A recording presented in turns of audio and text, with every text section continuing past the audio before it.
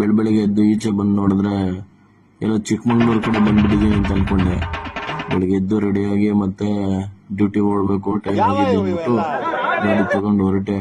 ಹೋಗೋ ರೋಡಲ್ಲಿ ತುಂಬಾ ಇಬ್ನಿ ಇದ್ರಿಂದ ನಾನು ಚಿಕ್ಕಮಂಗ್ಳೂರ್ಗೆ ಟ್ರಿಪ್ ಬಂದಿದ್ದೀನಿ ಅನ್ಕೊಂಡೆ. ಆಮೇಲೆ KSRTC ಬಸ್ ನೋಡಿ ಗೊತ್ತಾಯ್ತು ನಮ್ಮ ರೋಡ್ ರೆಗ್ಯುಲರ್ ಹೋಗೋದು ಅಂತ. ತುಂಬಾ ಚೆನ್ನಾಗಿತ್ತು. ವೆದರ್ ಎಲ್ಲ ನೋಡ್ಕೊಂಡು ಫುಲ್ ಖುಷಿಯಾಗಿ ಆರಾಮಾಗಿ ಇಬ್ನಿಲಿ ಬಂದೆ. ಹೆಲ್ಮೆಟ್ ತಗೊಬಂದಿರಲಿಲ್ಲ ಇವತ್ತು.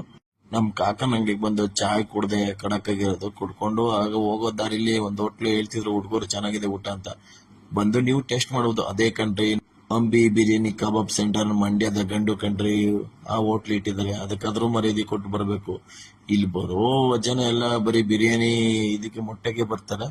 ಆದ್ರೂ ಬರೀ ಸೌದೆ ಒಲೆಯಲ್ಲೇ ಬೇಯಿಸೋದ್ರಿಂದ ಇಲ್ಲಿ ಸಖತ್ತಾಗಿರುತ್ತೆ. ಯಾವುದೇ ಫುಡ್ ಯಾವುದೇ ಸೈಡ್ ಎಫೆಕ್ಟ್ ಆಗೋದಿಲ್ಲ. ನೋಡಿ ಹಂಗೆ ಎಷ್ಟೋ ದಿನ ಆಗುತ್ತೆ ಊಟ ಮಾಡಿ ಅಂತ ಚೆನ್ನಾಗಿ ಪಾರ್ಸಲ್ ಕಟ್ಕೊಂಡು ಹಂಗೆ ಹುಡ್ಕೊಂಡು ಬರೋರು ಇದ್ರೆ ಟೇಸ್ಟ್ ಮಾಡಿ. ನೆಕ್ಸ್ಟ್ ವಿಡಿಯೋದಲ್ಲಿ ತಿಳಿಸ್ಕೊಡ್ತೀನಿ ಇದೆಲ್ಲಿದೆ ಅಂತ ಹೋಟ್ಲು. ವಿಡಿಯೋ ಇಷ್ಟ ಇದ್ರೆ ಫಾಲೋ ಮಾಡಿ, ಶೇರ್ ಮಾಡಿ. ನೆಕ್ಸ್ಟ್ ವಿಡಿಯೋಗೆ ಕಾಯ್ತಾ ಇರಿ.